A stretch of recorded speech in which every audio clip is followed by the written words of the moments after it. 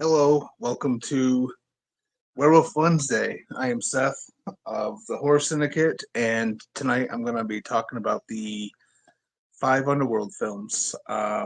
Probably talk about them in a ranking order.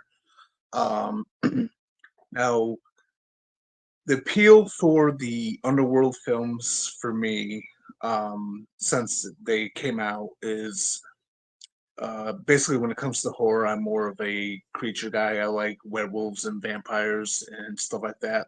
I love slasher films as well, but um, my big thing is always the more of the creature feature stuff, the stuff like werewolves, as some of you guys know, and vampires, zombies, stuff like that.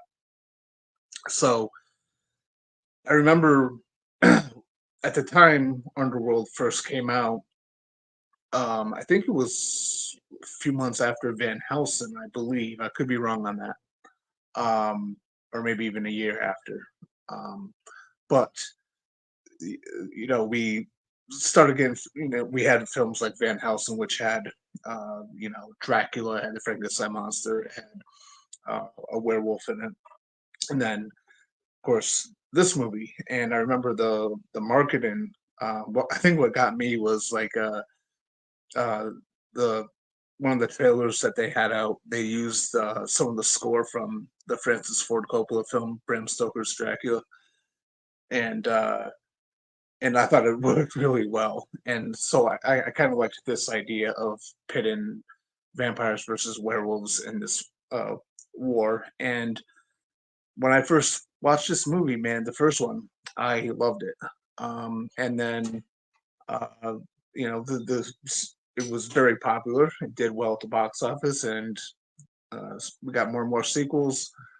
A little bit of a decline in quality, but as kind of expected, I guess, with a lot of franchises.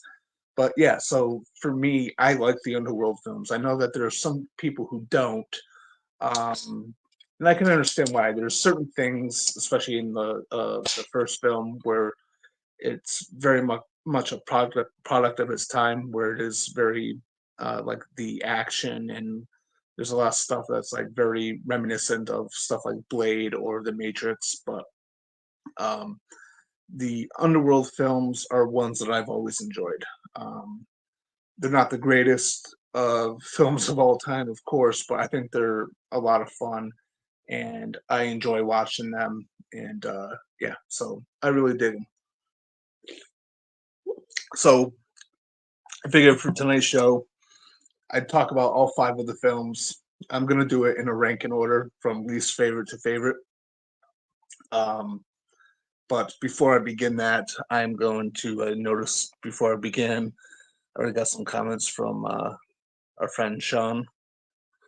Um, so I'm just going to read what he has to say, and then I'll dive into my thoughts on each film in this franchise, and let me know what you think. Do you like this series? Do you think it's just okay at best?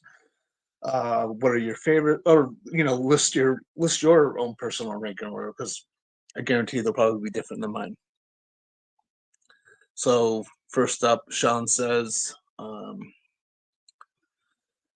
own the whole series, I think. Never seen one. You have seen 300 plus movies. Yes, so by that logic, once a week, we have 2 years plus of content. Yeah, yeah, I know.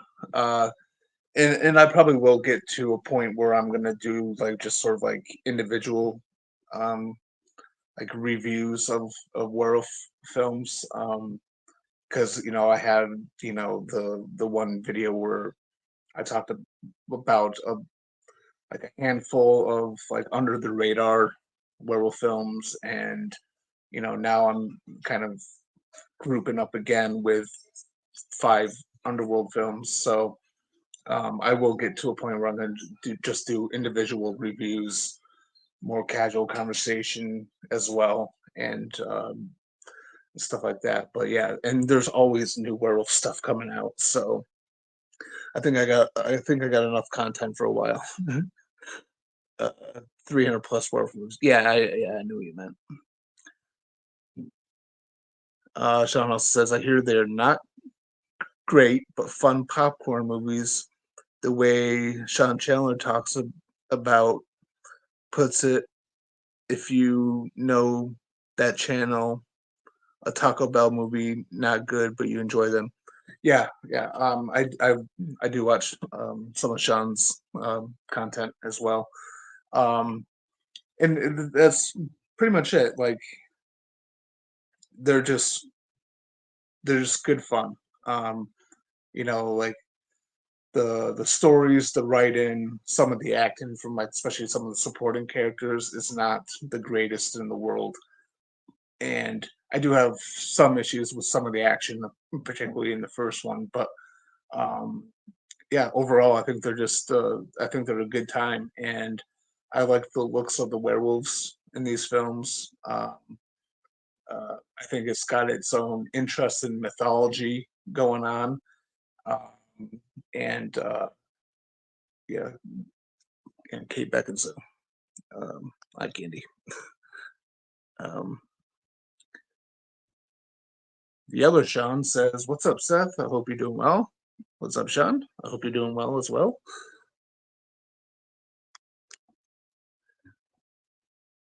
Robert says, "Hello, hello, Robert. How are you doing?"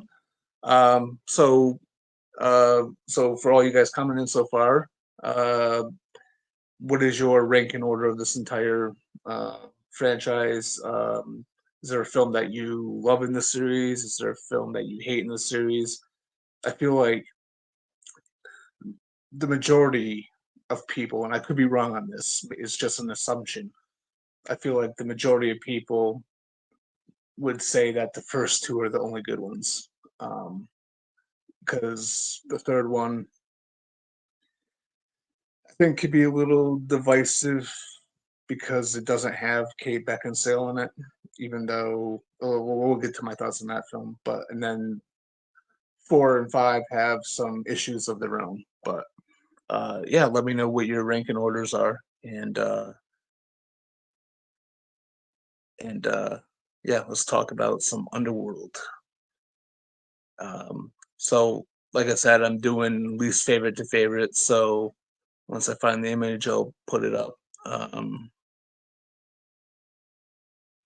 so my least favorite in the series is the fourth film, Underworld Awakening. Um, it's not a film that I hate, by the way. I, this is a series that I do kind of consistently enjoy, even though I have major um, issues with some of the stuff from the final two films that came out.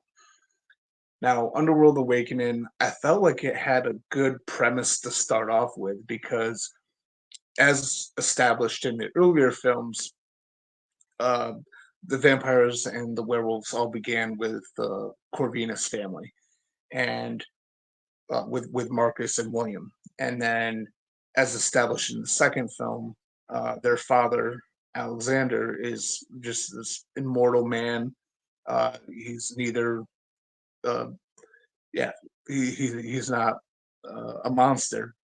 Basically, he runs like this organization that cleans up after the mess of the vampires and the werewolves in their ongoing battle with each other to kind of keep both species out of like the spotlight of humankind. And at the I guess spoiler alert for Sean Sheridan, who doesn't think he's seen these films, uh, Alexander Corvinus is killed uh, by uh, by Marcus, and his whole organization eventually gets wiped out as they kind of team up with Celine. Um, so the beginning of this film should have been the entire film, in my opinion, where there's no longer this organization going around cleaning up the mess of the vampires and werewolves, leading them to being exposed. And I think that would have been a really interesting concept to go with, but instead they do this thing where um, Celine and um, Michael, uh, they get knocked unconscious, I guess, and then she wakes up and from being frozen, and so she's now deeper in the future, and like we learn through exposition some of the stuff that happened in the world since the species became known, but we don't see it so much. And I feel like that was just kind of it was kind of a letdown. And also the how they treated the the Michael character. Um, so in the first two films, he's made to be super important because he's a hybrid, and then they can't get the actor back, the guy that looks like the lead singer of Creed. They can't get him back. So what they do is they just kind of like cast someone else, but they kind of keep him at a distance, and then he's sort of like written off for the rest of the movie, where he's like frozen somewhere else. Yeah, kind of like almost, especially with the way this film ends, kind of like setting up like another adventure where she's going to look for him. And I didn't like that treatment of the character. Now, the treatment of that character gets a lot worse in the next film that I'm going to be talking about. But I feel like this one was sort of like a letdown because I had so much potential. And yeah, so sorry, my daughter just came downstairs. So that's my major issue with it. Now there are some cool action scenes in there. There are especially in the third act. There's a lot of stuff that I like in the third act, but the new supporting character, uh, played by what's his name, Theo James, I think. He's not a bad character, but he's just not as interesting, I don't think. And then there's a human detective um, in there who's also not a bad character, but just sort of underutilized, I think, mainly because everything we kind of know about him we hear through exposition. But it's got some decent action in it. It's but there's something also about the way that this film is shot. It just kind of feels like it was almost, I'm not going to say quite direct to video looking, but it almost, like in comparison to the first two films, especially, it just had that feel to it. So it's not a film that I hate. I do like it enough. I do watch it. I just feel like this is my least favorite because there was a lot of potential going into it, with especially with the way that the second film left off, and it didn't live up to that potential, and I feel like that's a shame. So Underworld Awakening, the fourth film in the franchise, is my least favorite. Getting back to comments real quick.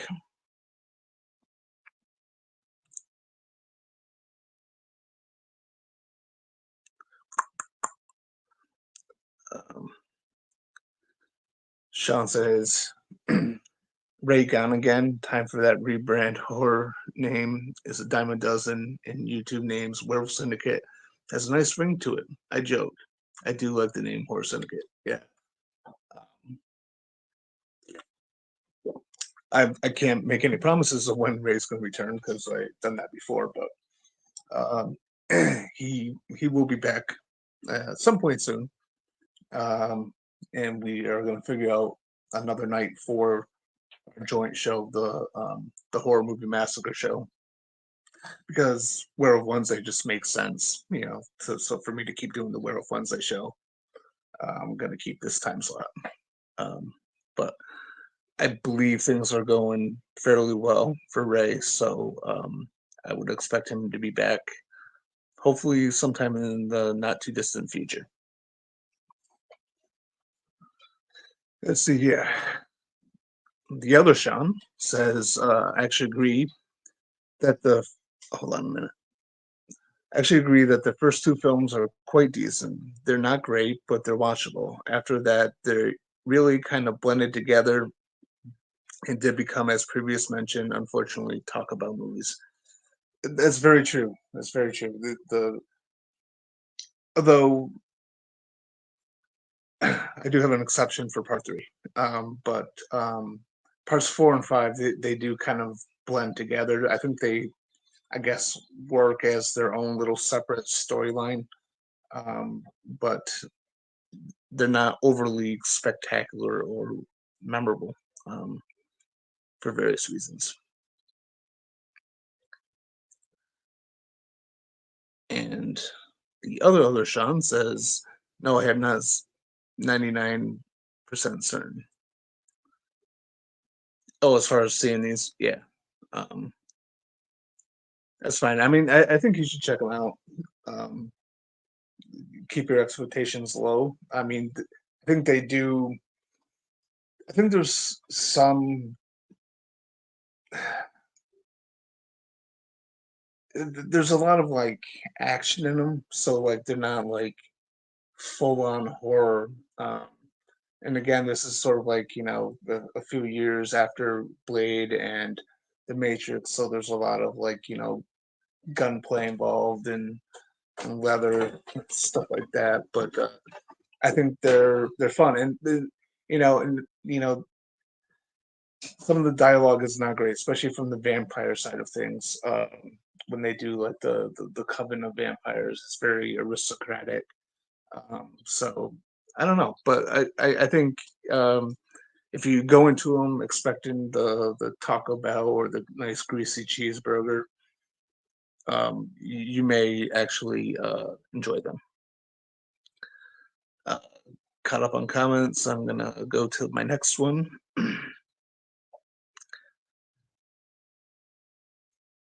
Yeah, so at number 4, my second least favorite, again, a film that I don't hate, but it's the fifth film, Underworld Blood Wars. Now, I felt like this film, in a lot of areas, was a big improvement over Awakening. Um, Although I have to say right off the bat, the treatment of the Michael character, the way that they wrapped up that storyline, kind of made me angry. I felt like it was disrespectful to the character.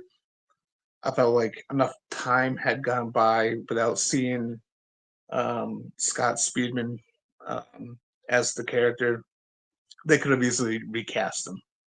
They could have, I mean, even had him be in his hybrid. Wow, I can't fucking speak. They could have even had him just be in his hybrid form the entire film, just have some dude in makeup, and that would have worked. But the way that they wrote the character out kind of really made me mad. Um, it's not like he's like an overly great character, right? And Scott Speedman's not necessarily a fantastic actor either, but it's just like they spent so much time building him up as being kind of important in the first two films, and then he's just kind of cast to the side, and I didn't like it. But I really liked the villain in this. I thought she was fun and very good eye candy, and um, I kind of liked elements of the story. I liked some the new thing that they introduced with like this other society of people, um, and sort of how Celine kind of becomes a hybrid in and of herself, in a different way than Michael and her daughter. That's one thing I forgot to mention when I talked about the fourth film is the introduction of the daughter who is hybrid like Michael. So Blood Wars, I think, is it's an okay film. I think it's an improvement over Awakening.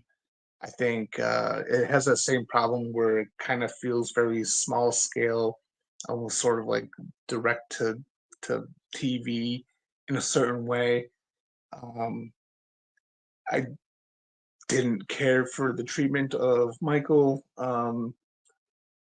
I did like the sort of expansion on the character played by Theo James. At this point, I was starting to just kind of warm up to him a little bit, and and yeah, I like the story a little bit better in this one.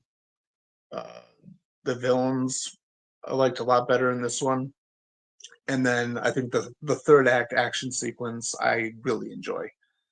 Um, and I kind of like where it leaves off with how this feud between the vampires and the werewolves almost kind of comes to an end.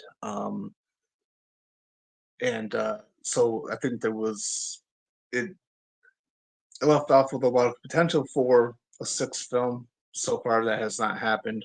Who knows if it will in the future? If there is a sixth film, I um, I will definitely be there. I've seen every single one of these films in the theater because I do enjoy this series. Again, I'm a huge Mike Monster guy, and these films are just kind of like right up my alley.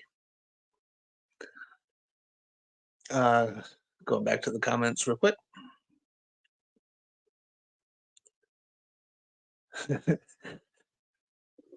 So, other Sean is talking to other Sean.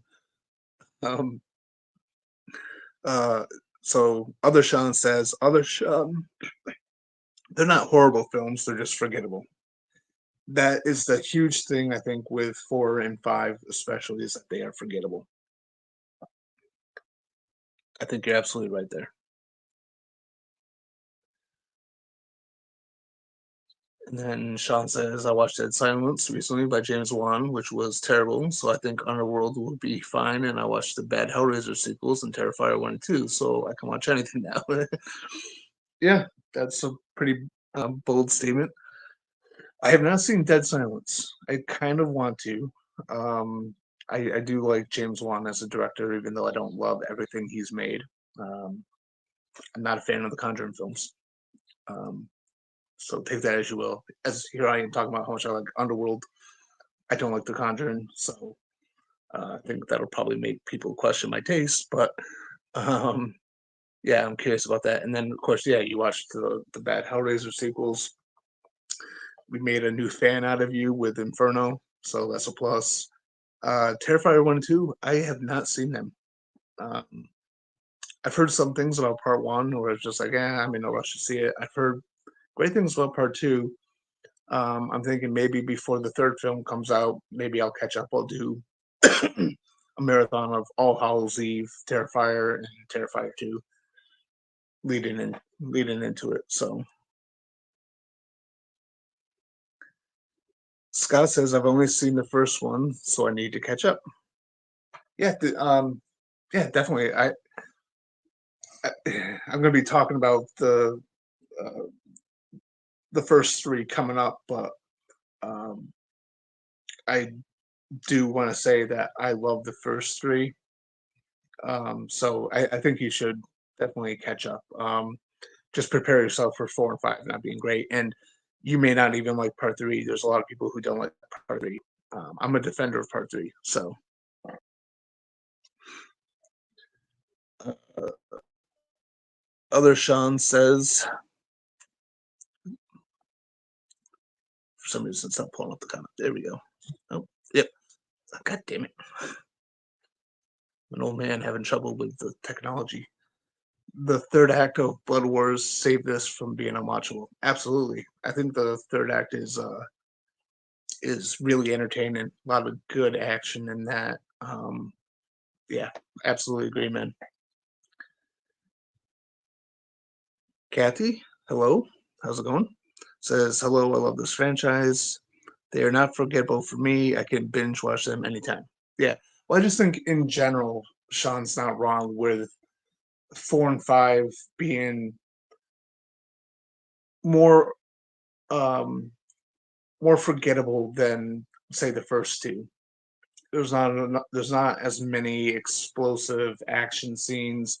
I think the story and the characters aren't quite as good. Um, I do enjoy them. Like you, I like this whole franchise, and I can watch them all. But I think there's elements of 4 and 5 that can blend together. I think quality wise, there's a dip. You know what I mean? But glad that you like them as well. Kathy also says Hellraiser, meh. I love the Hellraiser franchise. I'm an apologist for the Hellraiser franchise. I enjoyed them all. Sean says, I'm not a fan of The Conjuring either. You are not alone. Good to hear it. Because I really feel like for the longest time I felt like I was alone on that. Like all my colleagues here on the Horror Syndicate, the guys from like the Discord show that we used to do, Ray and Nate, they really enjoy them a lot. And all power to them. I just found like I bought this like Blu-ray set that had like the first two Conjuring films and then like three of the spin-offs in it. And I watched Conjuring 1 and 2 and I felt like, okay, good one-time watch, but I don't know if I'll ever watch them again. And then like a year later, we did shows on them for the old Discord show that we did. And so I rewatched them leading into those shows, and they were just such a chore for me to get through.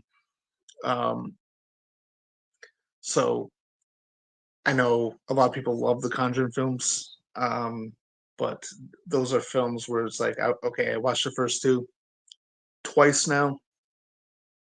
I'll probably never reach for them ever again. But I'm glad to hear that I'm not alone on that. Because, and I'm not trying to sound like an edgelord by saying I don't like the Conjuring films.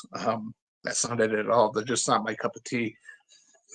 Uh, that type of subgenre of horror doesn't really grab me as much. There's some stuff in the paranormal as far as demonic possession or ghost or whatever that I love, but um, there's a lot of them that just kind of feel very generic to me, especially like sort of like the, the newer ones. So there's that.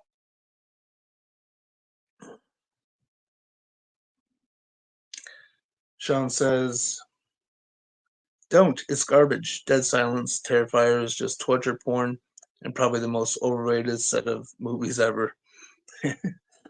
Yeah. Um, okay, I will take your word on that. Well, we can die on that hill together then. Yeah, right.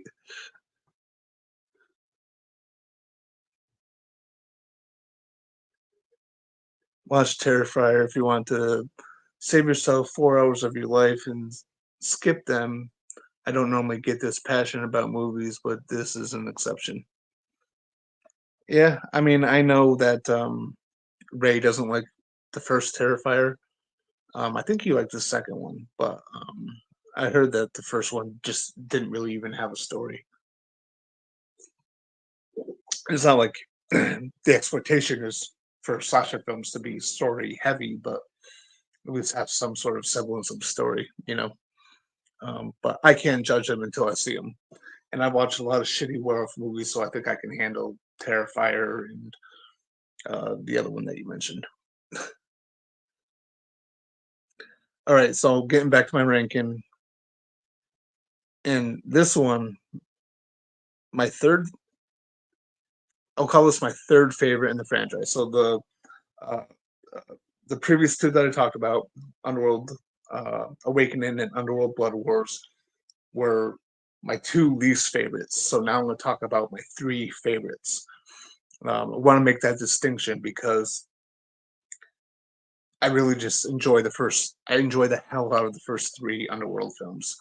Um, so this, my number three, my third favorite. This may actually shock, but it is the first film, Underworld. Now, hear me out. I really enjoy this film. I remember seeing it in the theater, as I mentioned in the opening. Um, I was I loved this film when it came out. I saw it multiple times in the theater and then multiple times more on DVD.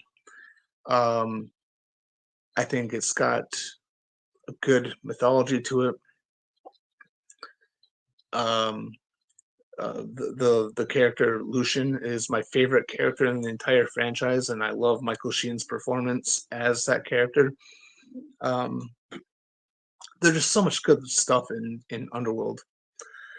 I think my big problem is the way that it did kind of try to mimic Blade and The Matrix with um, some of the stylized action, with some of the score sounded like it was like directly taken from The Matrix.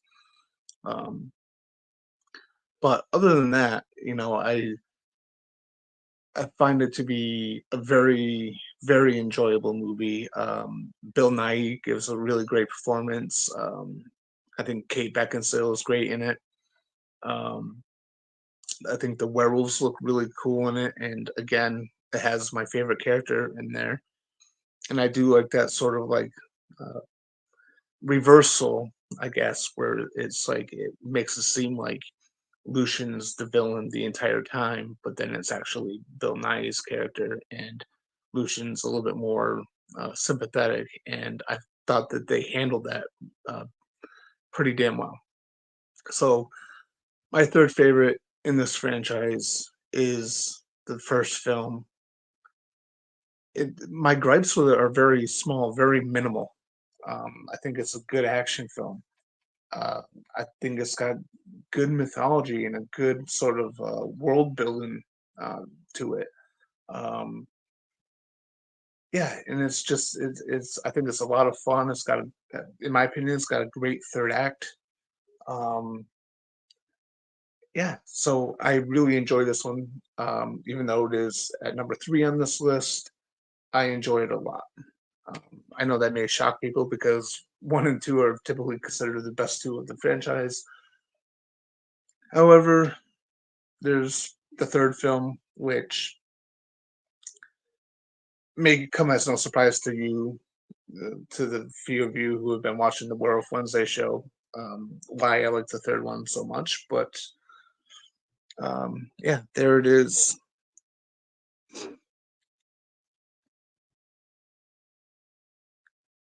Uh, whoop, hold on a second here. Had a little malfunction.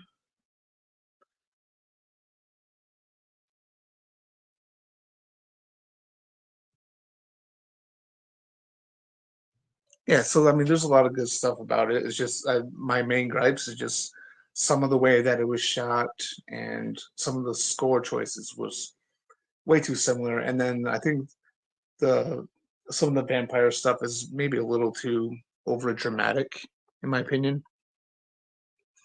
But hey, I enjoy it.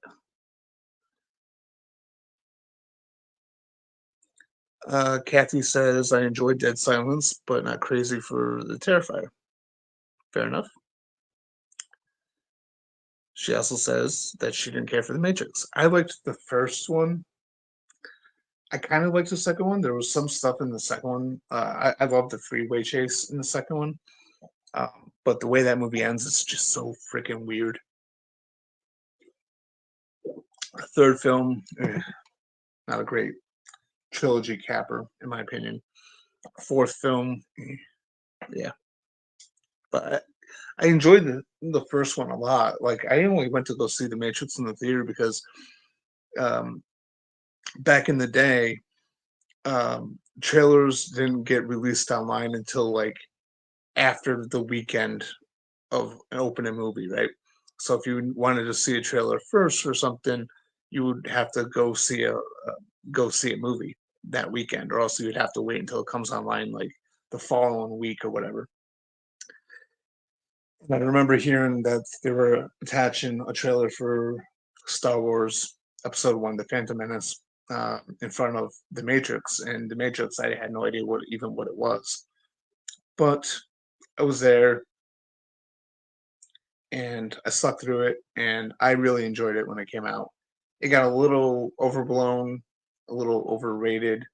Uh, some people call it like the best action film of all time. Give me a break. It's no Die Hard. It's no Lethal Weapon. It's no Lethal Weapon 2. It's not even First Blood. It's not RoboCop. It's not Terminator 2. It's not, yeah. It's nowhere near as being like one of the best action films of all time. So that's where it kind of started agitating me, is sort of like the overreaction to the Matrix. But I did enjoy it, and I still do. It's just again, it's not a franchise that I reach for very often. Once in a blue moon, I'll be in the mood for them. But I think the last time I watched any of the films, well, the fourth film when it came out on HBO Max, I watched it. But before then, I think it's been a couple years.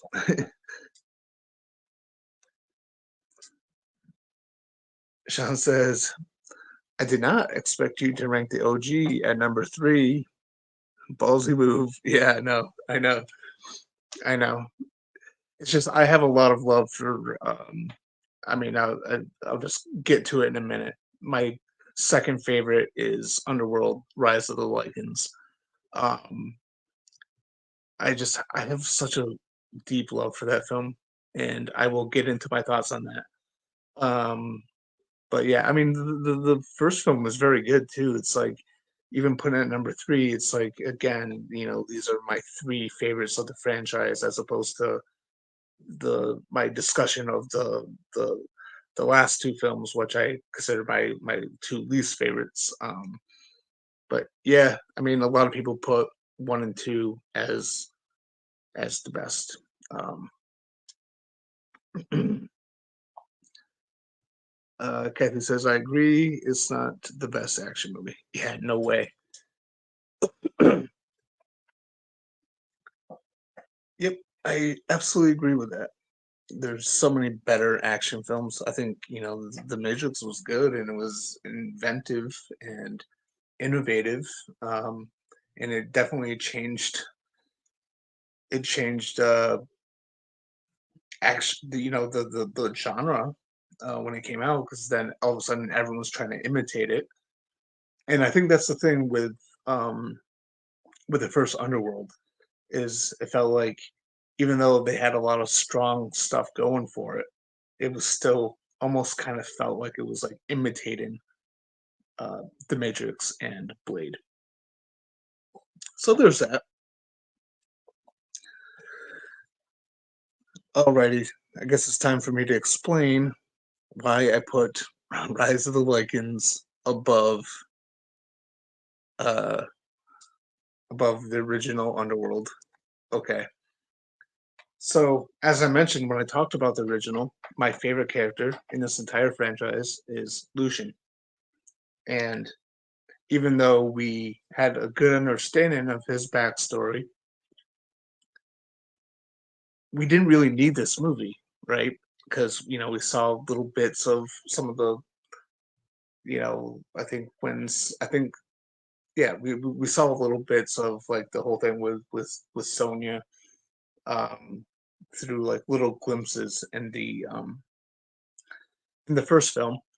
We didn't need this movie, but I didn't care. It was another story involving Lucian, and Michael Sheen was back, and he was leading the entire movie. And I just really dig this one. I think it's a good period piece. Um, it was fun having Bill Nye back as Victor. Um, uh, Rona Mitra, I think that's her name. Um, she's pretty much indistinguishable from Kate Beckinsale, to be honest with you. But I thought she was pretty good as Sonya. It was good seeing Tanis from part two in it, and sort of his sort of kind of sneaky little ways. And I think the thing that appeals to me the most about this film is that while all the other ones are more sort of vampire centric, I would say, there's a good portion of werewolf stuff in all of them. But we always get it from the perspective of the vampires, and the werewolves are kind of made to be savages or the villains and all that. Whereas this one, it was very heavy on the werewolf side of it and showing the treatment of werewolves and kind of putting the bad light on the vampires. Now, I felt like this film was a little too short. It kind of, it didn't address certain elements of the history that were established in the other ones. I kind of wish that it involved that sort of deal, I guess, between Lucian and that dickhead vampire from the first film. I can't remember his name. Um, Craven. Craven was his name. Um, so I wish it was a little bit longer, and I wish it kind of addressed a little bit more of the complete backstory. But um, I think this film is solid, and I really enjoy it because it is very very heavy on the werewolves and showing that side of the world in a much more favorable light. And again, I like Michael Sheen as Lucian, and it was good to have him lead the entire film. Um, so, as unnecessary as the film is, I really enjoy it, and it's my second favorite of the franchise because of it. Um, Part of me wanted to put this at my number one, but I just really couldn't. So I guess by process of elimination, you guys already know what my number one is, but I'm gonna get back to comments and then I'll go into my thoughts. Um,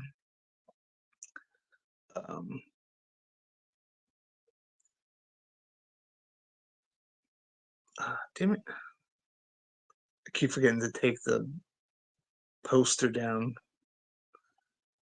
I guess it doesn't really matter. You guys don't really need to see me, but I swear I'm not a narcissist. um. Anyway, Kathy says, "I love Lucian, such a great character." Yeah, same here. Same here. He was again my favorite part of the first one. He's my favorite part of three, and that's why, as unnecessary as part three is, I gotta say I love it. It's the top two for me. Sean Benson says, Rise of the Lycan is both of my daughter's favorite film in this franchise. Anytime they're home from college and I suggest an Underworld film, they always pick this one. That's awesome to hear. You got some good kids there. Is there a particular reason why? What, what do they enjoy about it more so than the other ones? And also, what do you think of it, man? You gotta let me know what you think. Um, I guess while I'm waiting for you to reply, I'll just jump into my favorite film of the franchise. Once I find the poster, there it is. So, without a doubt, Underworld Evolution is, in my opinion, the best film in this entire franchise. I feel like director Len Wiseman did a lot better with the action. There are certain elements of it that kind of carry over as far as like the stylized stuff, but it didn't seem like not nearly as much. It didn't seem as much of an imitation of other movies. I felt like uh, his the way he shot and choreographed the action sequences were handled much much better. Now, this is another thing I love about this film is that it picks up pretty much immediately where the last film left off. Kind of a sucker for those type of stuff, and I love the addition of Marcus, a character that was mentioned in the first film, and sort of the way it was sort of like teased with the, the lichen blood going down into his the area where he's being stored. But I love how like his design is like the monstrous bat. I love that. I think the design. I love the choice to not just have him be just another uh, he does have like this human type form, but like for most of the film, he is like this creature, and I absolutely love that choice. I also love the look of um, the original werewolf, William, Marcus's brother. I really like the all white fur look. I mean, the design itself, it just looks so freaking good. Um, and I liked the addition of, again, this film really kind of expands upon the first film in nearly every way possible. So, like in the first film, there's mention of the Corvinus family. This film extends on that and expands on it. And so it was cool seeing, you know, uh, the introduction of Alexander Corvinus and that whole organization. I would really like that element of it. The score from Marco Beltrami. I think this is the only film in the franchise he scored. I think Paul Haslinger did all of the other ones. The score for this movie is so freaking good, in my opinion. It is so freaking good, and it helps add to um, to the action in here. This, speaking of which, it's got great action sequences, um, particularly the third act. The third act fight is freaking amazing. It's probably the best action sequence of this entire franchise, and I love the way that basically William and Marcus get taken out. Underworld Evolution is easily my favorite film of the franchise. This is one that um, there'll be times where maybe I'm not in the mood to marathon the entire franchise, but if I'm going to watch one film, I'm going for this film. Um, I saw this movie in the theater multiple times. I it's it's a big screen movie in my opinion, so I was grateful to see it on the big screen. But I think the action is really solid. The creature designs for William and Marcus are phenomenal. The traditional looking werewolves are about the same as the first film, um, but I also like the way that it expands on the mythology, and um, it just works so well as a continuation of everything that happened in the first one. The first one was a I can't think of the word I'm trying to aim for here. It's like what happens in Underworld Evolution is sort of like the consequence for the stuff that happens in the first film. There's a cause and effect thing that happens, like because what Celine ultimately does in the first film uh, changes the status quo so much, and then this is the big consequence for it. So yeah, I hands down love Underworld Evolution. I think it's a great um, it's a great creature feature and the best in this series.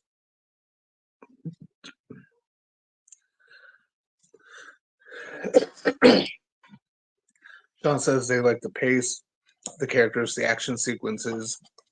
I just appreciate the cinematography and action sequences. Yeah, I can agree with that. I think the pacing was fine. It helps that it's like the shortest film in the entire franchise. Um, and also it's like a story that we already know how it's going to end. We already know the outcome of everything, but there's still something about the third film that I just really, really enjoy. And despite the fact that I already know what's going to happen, and that's a completely unnecessary movie, but it uh, it got to me. So there it is, my ranking from least favorite to favorite. My number five, my least favorite film is the fourth film, Underworld Awakening. My number four is the fifth film, Underworld Blood Wars. My number three is the original, and I'll probably get castrated for saying that. My number two is the third film, Underworld Rise of the Lycans, and then my number one favorite is Underworld Evolution, the second film, just because I think it's an improvement over the first film as far as uh, directing and as far as action sequences. I love the score, uh, the designs, the creatures, a lot of really good stuff that I like about it. So, for those of you watching, what's your ranking of this? Let me know in the comments. Yeah, because I have no more comments. So um, that's about it. I mean, I'll stay on for a little bit longer. See if anyone kind of replies um, with any rankings or just overall thoughts um, on this franchise. And do you think that with the way that the fifth film ends, and I feel like I already know the answer to this, but I'm just kind of curious, especially for those who enjoy this franchise. Um, would you be interested in seeing a part six, or do you think that this series should just stay where it's at? Because a part of me wants there to be a part six, and I want Len Wiseman to direct it because I feel like it'd be it'd be good to kind of go out on a good note as opposed to a bad note. So bring back bring back the creator and just do one last banger of a movie. Um, that's my opinion. I'm sure a lot of people will be like, "No, let it die. This franchise is over with." Blah blah blah. But I like these films enough. Sean says Evolution is my favorite, then the original, then Rise, then I can take or leave the other two. Understandable. Understandable.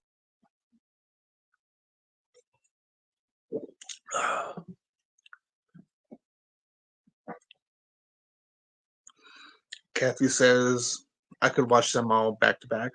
I pretty much watch them in order. However, Blood Wars is one I can watch repeatedly. Will love another one, but with the original actors. So is Blood Wars your favorite? I'm curious about that. I think there's a lot of good elements in Blood Wars. But there's certain things that didn't work for me either. But I thought it was a huge improvement over Part Four. Um, and again, incredible. You know, really solid third act battle, and I kind of like what happens to Celine's character leading into the third act and this new ability that she gains. Um, yeah, so I mean, they couldn't like they could bring back Kay Beckinsale, but they can't bring back Scott Speedman because of what they did to that character. They pretty much confirmed that he was tortured and drained of all his blood and all that horseshit. Um, wasn't really happy with that choice. Um, Kathy says, I would say there's an element that draws me to it. Okay, I got you.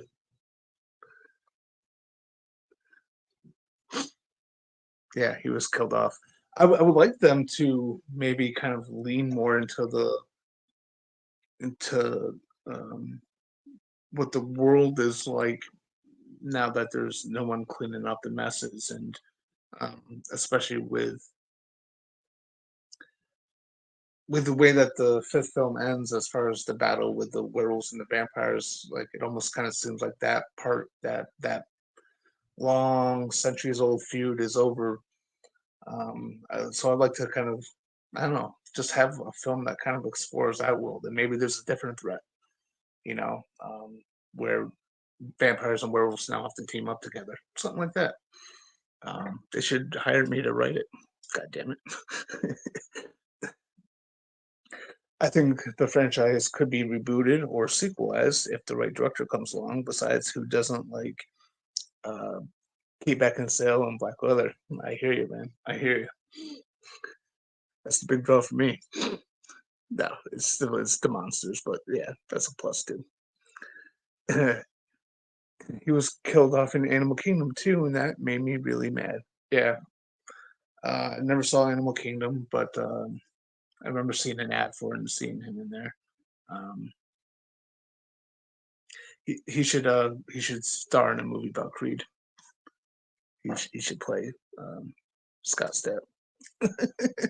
They look just alike. I'm sorry. Um, yeah. So anyway, that is my ranking. That is my discussion of the Underworld films. Um, I didn't get a chance to rewatch them before doing this. This was kind of like this is my thing. I'm just so unorganized. Like I don't know my topic until literally hours before I decide to go on. And I was debating on doing this before, but with rewatching them. But now that I'm talking about them, I really want to rewatch them again. So I think a marathon is going to be in my future for this series. Um, yeah, I could definitely watch them all again. And yeah, again, I they're not perfect, um, but they're my type of movie. They're up my alley because of how much I love vampires and werewolves. Um, so I will take this over, a um, paranormal film. It's just who I am. What are we doing for next Werewolf Wednesday? That's actually a good question because I just mentioned how I'm so disorganized that I don't even know until so. Help me decide. Help me decide next week's topic. All right. Um, is there a particular werewolf film that you want me to review? Um, yeah, just let me know, or maybe just even some sort of talking point uh, video. Um, Let me know, and that way I can stick to it. I can make sure that I do what I have to do, and maybe not be such an incoherent mess as I speak. I decided after watching this franchise that I'm coming back as a Lycan. It's a good choice. It's a good choice. A lot of people choose vampires. I think vampires are a little overrated.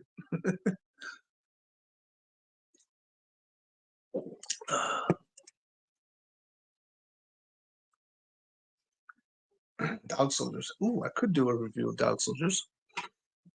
I think I've talked about that in jest here and there. Not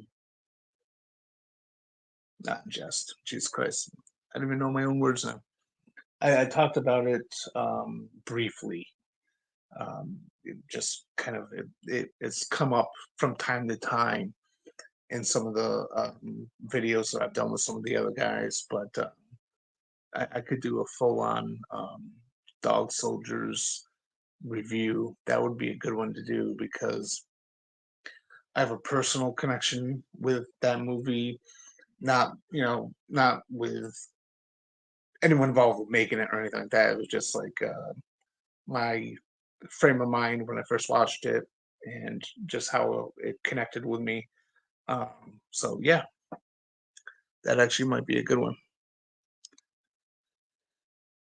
Cursed, that could be another one too, because I could. I think if I do talk about Cursed, I'm gonna reread the original script for it, so I can kind of do uh, not only a review of the film, but I can also talk in depth about the original script. I remember most of the original script, and I remember really liking it, so could absolutely do that. My idea: um, werewolves as secondary characters in TV shows like Tales from the Crypt, movies like Waxwork and Monster Squad. Yeah, I could do that too. What's the name? Can you comment with the name of the Tales from the Crypt episode? Um, then I could also include like Van Helsing in that mix. So yeah, that would be a good one to do as well. Um, I was also thinking about doing. Of course, I can't find it. Oh, it's all the way up there. It's too far, man. It's too far. Um, I have a bootleg Blu-ray set of Werewolf the series from the 1980s. Um, I watched half of it so far. I really love it, by the way. But I was thinking too, I could do a discussion of that where um, I finish it up and then I can just kind of review the whole series. But I can say that for a later date. So if you guys watching want to check it out to get caught up, um, by all means do it. You can actually watch the episodes on YouTube for free. Um, I think that'd be kind of a fun one to discuss as well. Oop, let's get Sean's comment. There are two I remember offhand: Werewolf Concerto and The Secret. Okay, all right. I shall watch those. Why is that not released on DVD? I love Chuck Connors because I think, excuse me for a minute. What happened was is that it was released on DVD for a little bit of time, but then there was, from my understanding, that there was an issue with rights for music that was in the show for a couple episodes, and because of that, they had to pull it. Now I know a guy who puts out some pretty quality bootleg stuff. I can actually show you.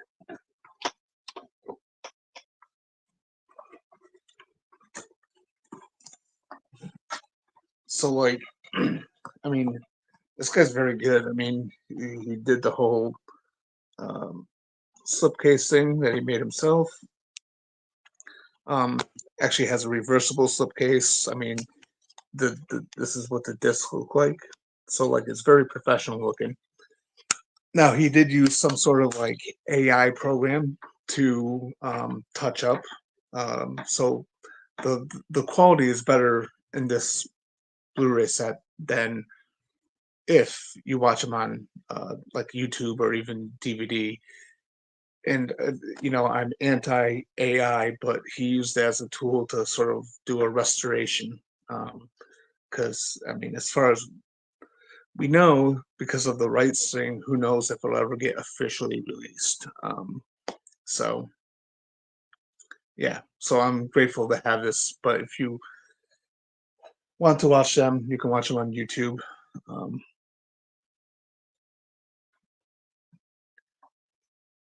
Trekipedia, how are you doing? It says I have a crush on Kate Beckinsale, and all I've ever heard is how nice she is. Yeah, I had a big one on her too. That is gorgeous. Yes, it is. I really like this. I mean, the presentation is very good. It's got like even a menu that pops up with an image, and then you can select the individual episode. I don't remember where I left off, so I think I'm probably going to start from the beginning again, and then sometime down the road, maybe in like a month or so from now, um, I'll do a Werewolf Wednesday episode talking about this entire show. Maybe I'll have like a list of like my 5 favorite episodes or something like that. But yeah,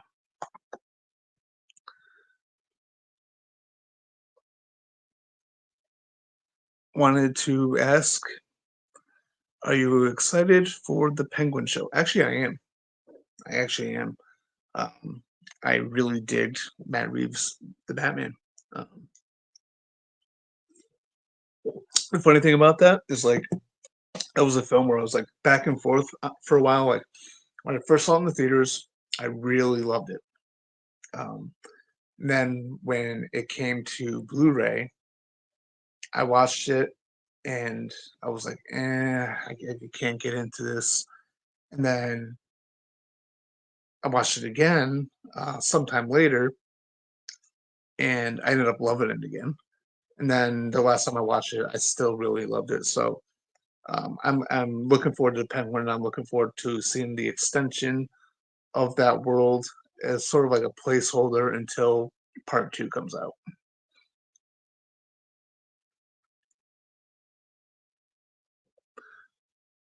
Who doesn't have a crush on Kate? Even Christopher Walken does. Yeah, that's very true.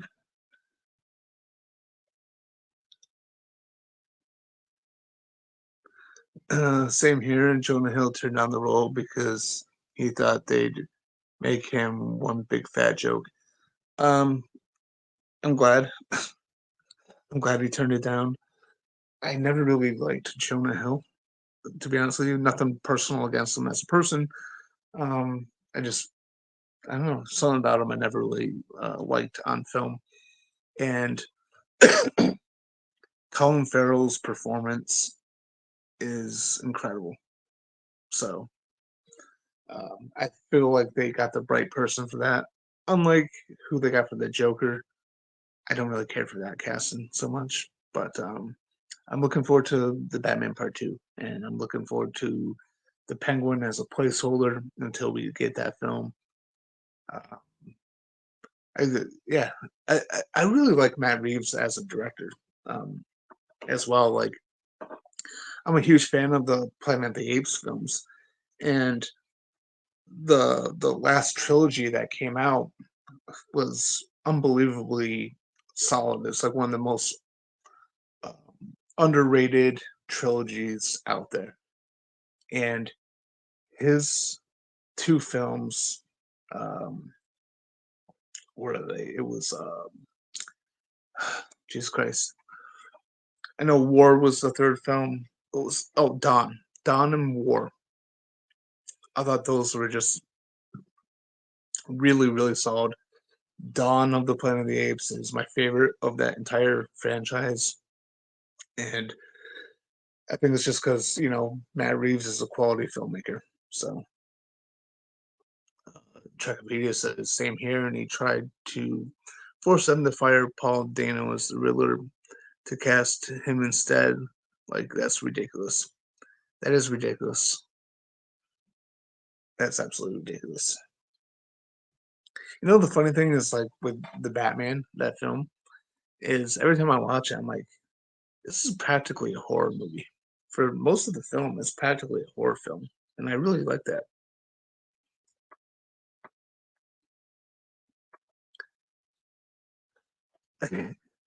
CT Salem says, I usually don't even watch stuff when I find out Jonah Hill is in it. Same here. Same here.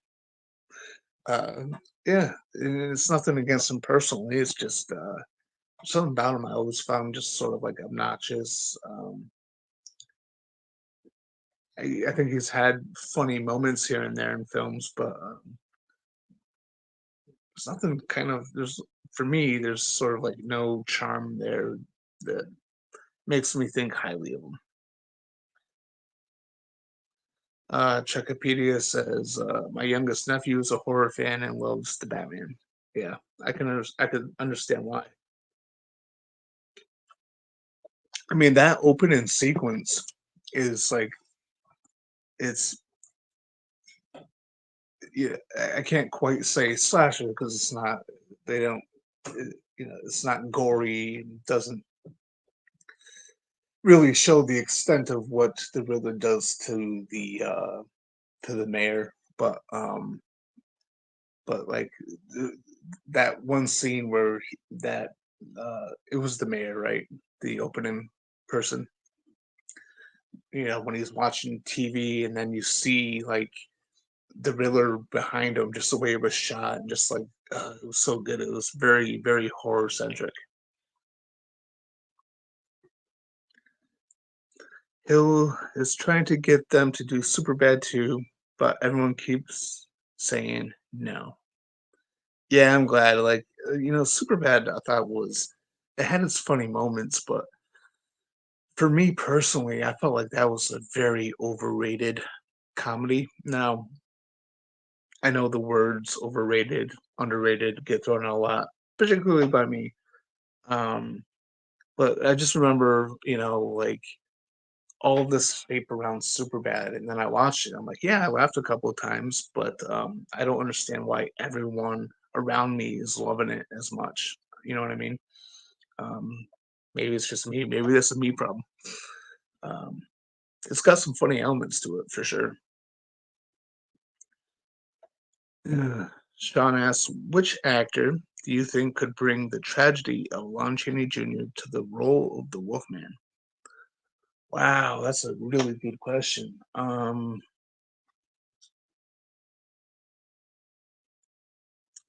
Man, that is a really good question. I'm trying to think because I feel like there was someone who I talked about or I've seen recently in something. Let me consult my collection. Um,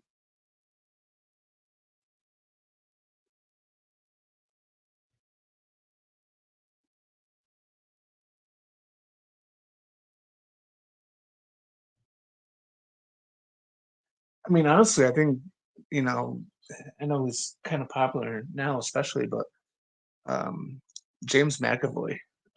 I think that guy's got incredible range. Um, Going back to the film Wanted, right?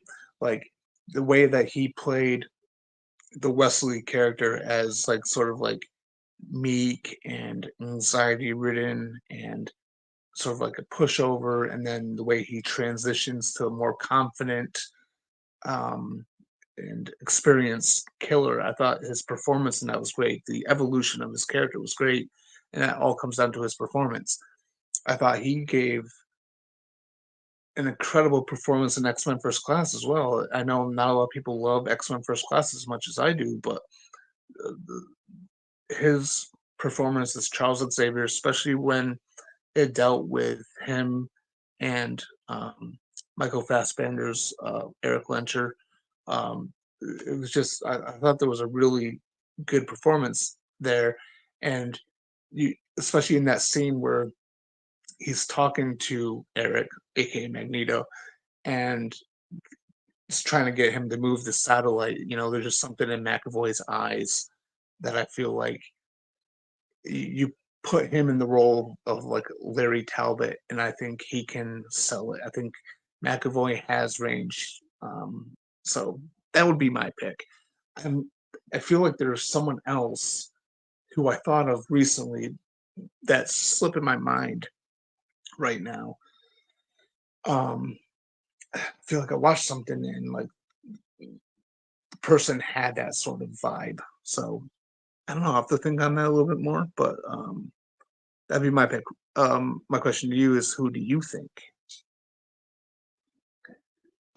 Kathy says there is only one Lon Chaney Jr. He is a classic actor, and no one could ever measure up. you, you, I mean, you got a point. You got a point. There's only one. Um, he's such a great actor.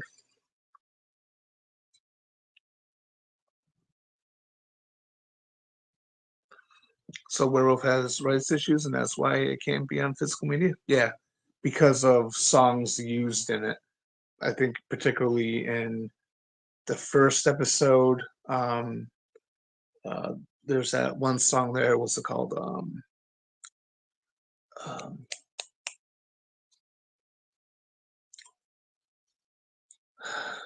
I can't think of the name of the song, and I've listened to it kind of recently-ish. Um, but yeah, because of music, is it's sort of like it's funny because there's kind of a similar-ish issue with the TV show Supernatural, which I am obsessed with. Love that show. But if you watch it on Netflix, um, they had to change some of the music choices. So, like, I have them all on Blu-ray. I have all 15 seasons on Blu-ray, and so that's my go-to source to watch them. But like, and there's some really great music in that show. But if you watch them on Netflix, the great music has been taken out and replaced by not so great music because rights issues. It's weird how that works. You would think that I don't know. I'm no expert, but yeah, that's pretty much my understanding of why Werewolf the series, why they had to stop selling the DVD set that they put out. I think Scream Factory put out a DVD set like years back, but then they had to stop. And I could be wrong on that. I mean, that's I could be wrong, but I'm pretty sure that's my understanding. You might laugh at my choice, but I think Liam Neeson would make a terrific Wolfman if he could handle the makeup. I'm not gonna laugh at that choice. Have you seen the film The Gray? What a freaking performance he gave in that, and I I feel like yeah he could. He's probably a little too old. I think you know what Liam Neeson could play Sir John. That would be a good choice.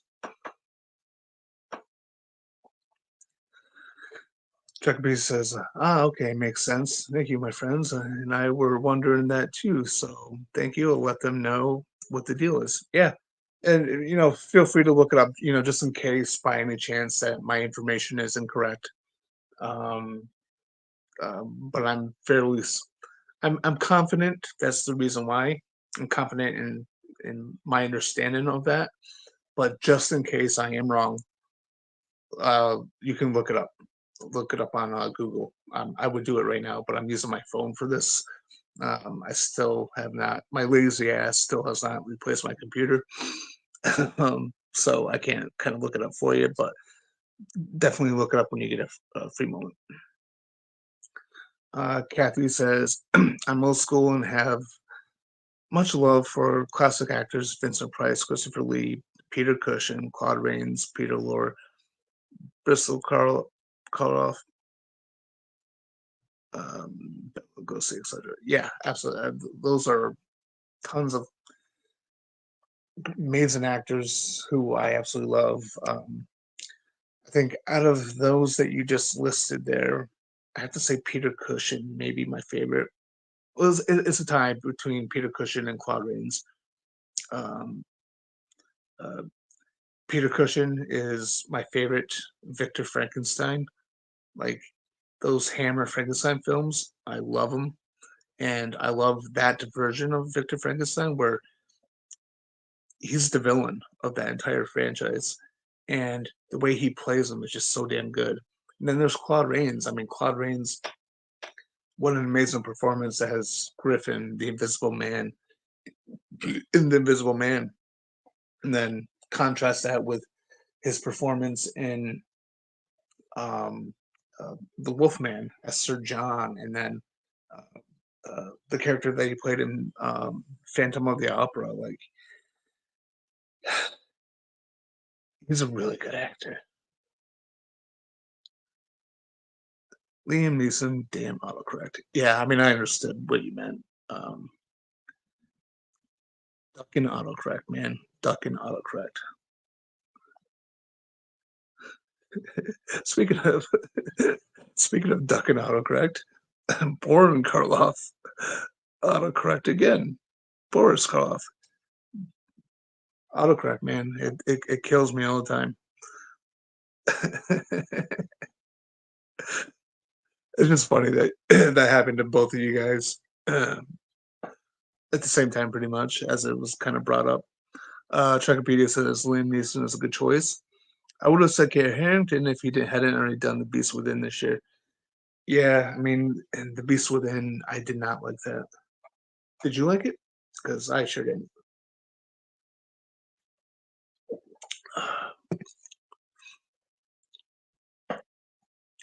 Phantom of the Opera. Yeah, Claude Rains was really good in that. He was. I felt like he was very sympathetic in that. Like I felt bad for him. Um, Sean says Cushion Rains and Elsa Manchester are amazing. Absolutely. Wikipedia says Christopher Lee was up for Dr. Loomis and turned it down. then told John Carpenter he regretted the decision. Yeah, so like there's a part of me that's really curious about that. Like, as like, what would Halloween be like with Peter Cushing? Or I mean, I think even Christopher Lee was offered it as well. Um, what would it be like with either of those two as Dr. Loomis? But on the other hand, Donald Pleasance is just so iconic as Dr. Sam Loomis, and he's my favorite character. You know, Loomis is my favorite character, and I think it's because of Donald Pleasance. So, like I'm curious, but at the same time, I'm kind of grateful. It didn't work out for them, but it would have been interesting to see how either Christopher Lee or Peter Cushing um, would have handled that role. Um,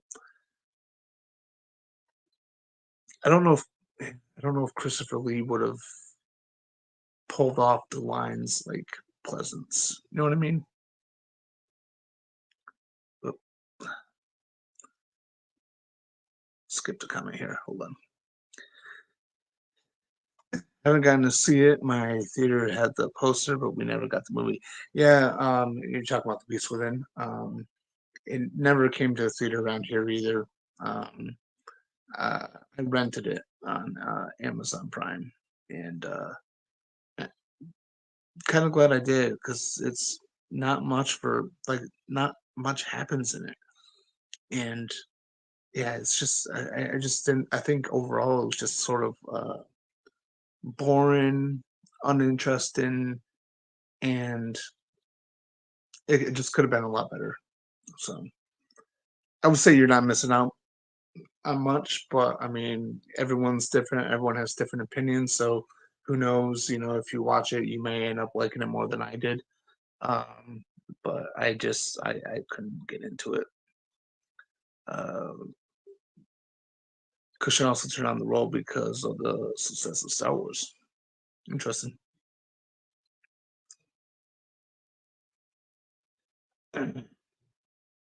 Kathy says Donald Pleasance was perfect for his role. Absolutely. Absolutely. Wikipedia. I thought it was going to be a remake of the movie from the 80s when I first heard The Beast Within. Yeah, that's a problem. There was another film, kind of recently ish, I believe, that also had like a similar title to an old film, but not related at all. And I've seen some confusion. You're not the only one who's brought that up. I've seen some confusion online from people who thought it was a remake of The Beast Within from the 80s. I mean, I understand it's a good title, but I feel like, I mean, when I look up titles for, like, when I come up with a title for a story of mine, I kind of do a general search to see if it's already been used or if there's a variation of it or something, because I just wouldn't want to use the same title as something else.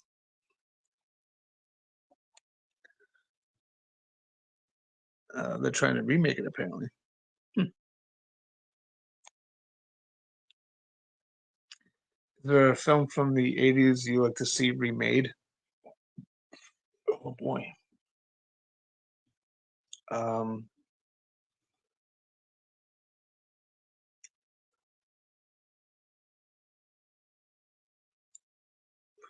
I feel like if I would say I wouldn't want to see a remake of a film that's already good. I feel like remakes should be. I think if there's going to be remakes, there should be of bad films or films that didn't work but had potential, and um, you know, and just improved upon. So trying to think of an example. Um,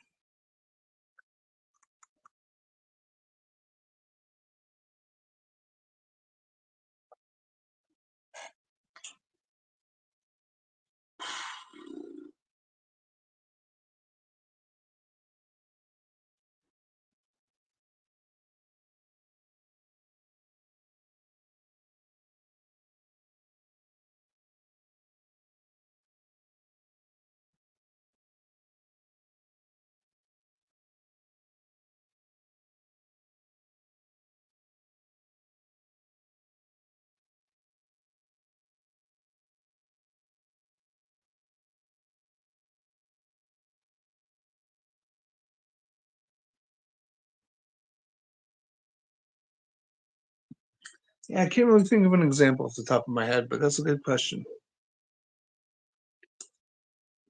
What about you? What do you think? I think a remake of the game would work really well. Yeah,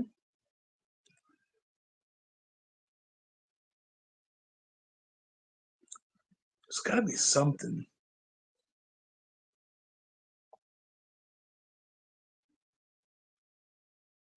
Here we go.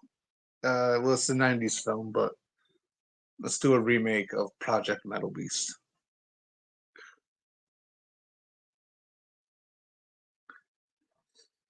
Chuck V says I think remakes are hit and miss. Hollywood does them because whenever they try new stuff, it fails, so they go back to the tried and true. That's absolutely right. Like they don't take chances as much as they used to. Fox took a chance on George Lucas with Star Wars. They didn't have any confidence in it before it was released, and then look at it. You know, studio exec at Fox took a chance on Roderick Thorpe's novel "Nothing Lasts Forever," and it gets turned into a film called Die Hard. And look at it, and these days it's just, I mean, now we're at a point where they're remaking films from not too long ago. Like, was it 2016? They remade Cabin Fever, which was from like the early 2000s. Like, you know, just recently, there's an American remake of Speak No Evil, which came out not too long ago. The Danish film. So like, it's weird because like it's it's Hollywood people now, like the execs. It's just they're not taking chances. It's all about the money, and I understand. You you invest a lot of money and stuff. You want a return on it, and going with an IP that's already existing, that's already fairly popular, you have more of a guarantee of return on it. But at the same time, I like to see some like modest budget. Uh, it, I mean, to be perfectly fair, despite everything I just said, there are lots of films every year that come out that are original, that are not based on anything that already exists. There's tons of them. They mainly go ignored because the studios put a lot of money into um, their big blockbuster stuff, and uh, they get a lot of marketing, a lot of hype, a lot of talk, and they sort of they push out they push out the little guy per se. It's like even though I didn't like the film The Beast Within, that came out uh, that had a like I think a limited theatrical run at the same weekend that Deadpool and Wolverine came out, and it wouldn't have stood a chance even if it got a, a major run. But there are dozens of original films that come out per year that just get ignored, or they don't get enough money thrown at them for marketing, and there's a big push for all the big blockbuster stuff because those are guaranteed, not always guaranteed, but you get more of a guarantee of a return. So I don't know. I'm getting tired, so I'm just like losing my train of thought. um, and then and then you remake The Crow, which took forever and it tanked badly. Yeah, it was just a bad film. It was just a bad film in general. Like, um, there was no reason for it to be Eric Draven and Shelley. Um, it could, I mean, it just could have been a new character. New characters, new stories. Someone becomes a crow. Um, but I think just in general, the way that the characters were written wasn't very good at all, and you don't really feel that connection between Eric and Shelley in it. I think the last half hour has an amazing action sequence, and the action really picks up within the last half hour, and then it's over. Uh, so that was a shame. But yeah, I didn't care for the new Crow. I think it's better than the Crow with Wicked Prayer. I'll say that. But um, the first Crow is a classic. It won't be touched. I have a soft spot for the Crow Salvation. The Crow City of Angels, I'm sort of iffy on, but the new Crow could have just been just another film in that franchise with different characters, in my opinion. But Kathy says, anyone know how Bruce Willis is doing? No idea. Um, it absolutely sucks what happened to him, or what's happening to him. My favorite actor of all time, my favorite actor since I was a kid, um, and I don't usually get affected very much by celebrity happenings. Um, but when I heard a couple years ago um, what was going on with him, I felt a little emotional, and I binged through a bunch of his movies. You know, the Die Hard films, Striking Distance, Last Boy Scout, Looper, Last Man Standing, just a shitload of this. Oh, Hostage. Hostage is a good one. Um, but yeah, sucks. Hollywood has lost its creativity. Yeah, well, because it's it's business people. You know, um, from my understanding, they also don't know how to release movies, so they're not all in one weekend. It feels like when they say no one saw it because they can't schedule very well. Yeah, well, because like I mean, it used to be more of a balance too, where it's like summer blockbusters were exactly that, right? So you had summertime with the big blockbuster films coming out, and then there was more of a balance because the remainder of the year you had other stuff that would come out. But now it's just like, I mean, putting out superhero movies. I mean, Venom competing with the David Gordon Green Halloween films, or the 2018 Halloween film in October. It's like, come on, and like, and I love superhero stuff. I'm not one of those guys. I'm not taking that Hollywood, Martin Scorsese sort of trash talk on superhero films. I love them, but I absolutely love. I'm a huge superhero nut, but it's just there's less of a balance. As more of that type of stuff gets pushed out more and more. And so it kind of shits on the little guy.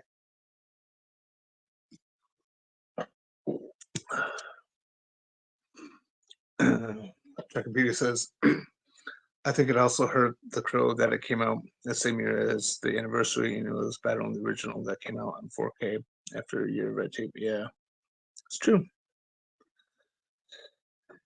My heart is breaking for him. Yeah, it's tough, man. Bruce is in bad shape, and it's such a shame. Absolutely. Uh, than anyone else like Abigail. I loved Abigail. I saw it in the theater.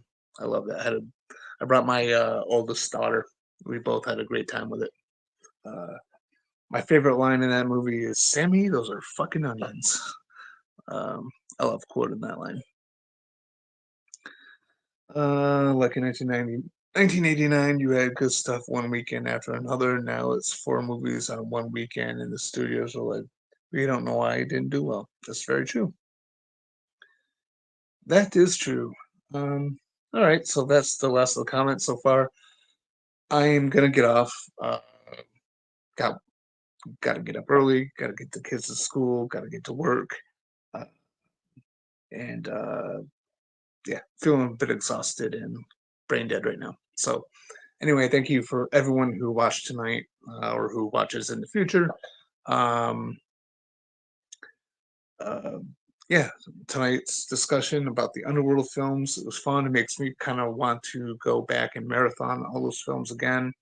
Uh, one more time before I close out my ranking, least favorite to favorite: Underworld Awakening, Underworld Blood Wars, Underworld, Underworld Rise of the Lycans, and then my favorite is Underworld Evolution. So there is that. All right, I got a couple more questions, so I will answer these and then I'm gonna bounce. Any film you're waiting for the rest of the year? Oh, there was something. I'm actually really looking forward to Salem's Lot. I'm really looking forward to Salem's Lot. I thought the trailer was really good. I have my reservations about it because Salem's Lot was the first Stephen King book I ever read. So I read that when I was in high school. First Stephen King book I ever read. And it's my third favorite of every Stephen King book, right? It's behind uh 11/22/63 is my first favorite, and then Needful Things is my second favorite Stephen King book. Salem's Law is my number three. Um, and I'm a little concerned about the new film being a film, so condensing the story to film length. So I have my reservations about that, but I thought the trailer was really good. Um, I'm trying to think. There's, I don't remember what else is coming out this year. Um, yeah, so uh, yeah, I'll just say Salem's Lot. There's something I'm forgetting about. There's something I'm missing. Uh, I think there's a couple werewolf films that I'm very curious about that I want to see. But yeah, uh, Trekopedia says, "Thank you for the show, man. Have an awesome night, everyone." Same to you, man. Same to you. Thank you for showing up. Kathy says, "Thank you. Enjoyed this very much. Thank you very much for joining." Chuck Beatty says, "Next year for me, I'm waiting for Lilo and Stitch and Superman movies, two of my favorite franchises ever since I was younger." Yep, Superman is my most anticipated film of next year. Um, huge Superman fan. Um, I've read a lot of the comics. I just got done watching all 6 seasons of the George Reeves show from the 50s. I previously watched the Kirk Allen serials from 1948, 1950. And I'm just looking forward to James Gunn bringing a more hopeful, optimistic approach, a much more comic book approach to the Superman character because uh, what Snyder did was a nice little experiment with changing stuff up a little bit, make it a little bit more darker and serious, you could say. But I'm just kind of looking for more of a comic accurate Superman, and I think we're going to get that. So I'm very much looking forward to the next one. Uh, Salem's Lot and Nosferatu for me. Yes, I forgot about Nosferatu. Definitely um, eager to see Nosferatu as well. Um, th- thank you again, Seth. You're awesome. No, thank you. You're awesome. I'm rubbering your glue. Anyway, have a good night. Thank you for everyone who joined me, who discussed this conversation. Thank you to anyone who's going to watch this in the future. Feel free to leave a comment, ranking, or even giving your thoughts on the Underworld films. Do you like them? Do you not like them? What's the reason why you don't like them? What's your favorite? What's your least favorite? Just yeah, leave a comment. And oh, I almost forgot. If you're watching this on YouTube, hit the thumbs up, share, then comment. If you're watching this on Facebook, you have a you have a choice. You have many choices of thumbs up, care emoji, heart emoji, laugh emoji, angry face emoji, I feel like sad emoji. Choose any of those, right? Go ahead and share, leave a comment, and yeah. So if you could do that, that'd be great. Thank you. Join me next week. I think I'm gonna select. Sean, I will get to your suggestions, but I'll probably do them the week after. So I think next week I'm settling on doing review and discussion on Dog Soldiers. So next Wednesday for Werewolf Wednesday, I'm gonna be talking all about Dog Soldiers, and that's yeah, that's my choice. And then the week after that, then I'll do discussion where I talk about the Tales from the Crypt episodes and some of the other Monster Squad and some other stuff like that. So anyway, thank you. Have a great night. You guys are all awesome. Um, and all right.